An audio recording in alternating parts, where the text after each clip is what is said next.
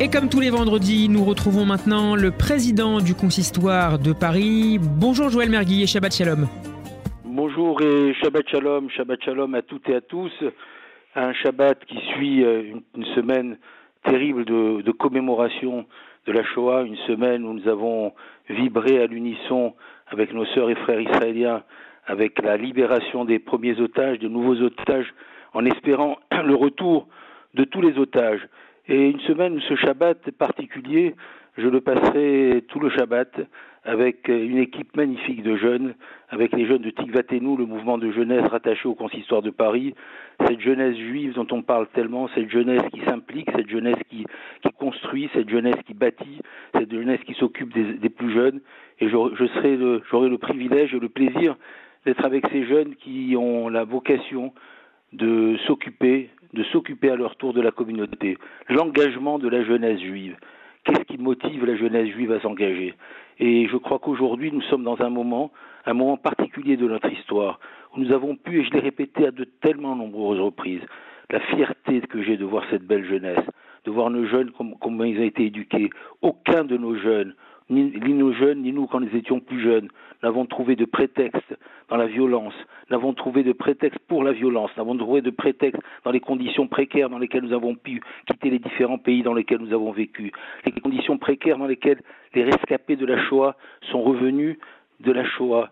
Ils n'ont jamais trouvé un prétexte pour devenir violents. Pourtant, ils ont trouvé des moyens de se battre pour construire, leur vie de famille, de se battre pour construire une vie professionnelle, de se battre pour faire des études, parfois à 5 dans une chambre, parfois sans moyens, sans parents, sans amis. Ils ont construit. Voilà ce qu'est l'éducation que nous avons pu donner. On peut être fier de ce message éducatif, celui que je retransmettrai à tous ces jeunes qui vont à leur tour s'occuper de nouvelles jeunesses, qui vont à leur tour s'engager. Et dans le moment que nous vivons, nous avons besoin de toutes nos forces. Il y a des jeunes qui partent d'ici, de France, pour aller en Israël, faire des études en Israël. Il y a des jeunes qui décident de partir dans Tsahal pour combattre aux côtés d'Israël, pour la défense du peuple juif, pour la défense de la terre d'Israël, pour la défense de l'avenir du judaïsme et de l'avenir du peuple juif.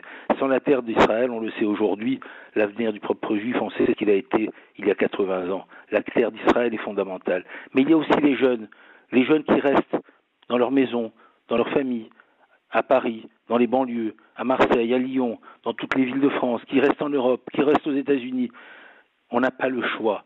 Chacun des jeunes, et je lance un appel à la jeunesse, doit s'engager, doit consacrer du temps, doit consacrer sa connaissance. On a une jeunesse brillante, on a une jeunesse qui réussit, quel que soit le niveau d'études, mais on a une jeunesse qui sait manipuler les réseaux sociaux, on a une jeunesse qui sait répondre, on a une jeunesse qui sait parler, on a une jeunesse qui sait consacrer du temps.